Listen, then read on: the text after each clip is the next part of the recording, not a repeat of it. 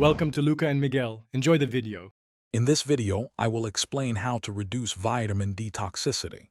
Vitamin D toxicity is a serious but uncommon condition, typically caused by taking very high doses of supplements.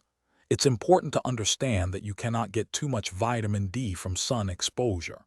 The main concern with toxicity is the resulting high calcium levels in your blood, which can lead to various health issues.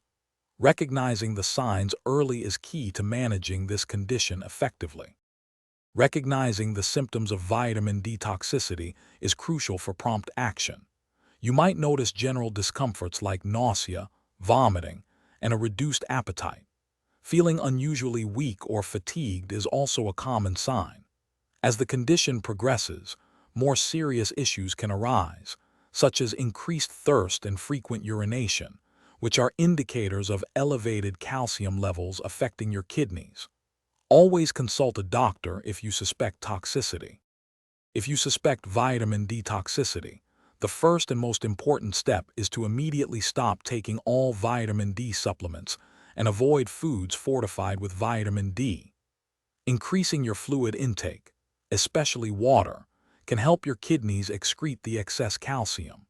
Your doctor might also recommend specific medications, such as corticosteroids or bisphosphonates, to help reduce your blood calcium levels and manage the symptoms effectively. Follow medical advice closely.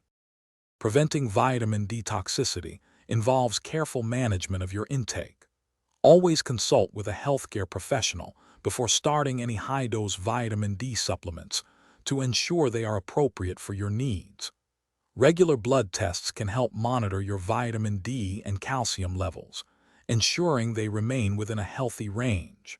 For most adults, a daily intake of about 600 to 800 international units is sufficient, but individual needs can vary. Thanks for watching and please subscribe. It's the best investment you'll ever make.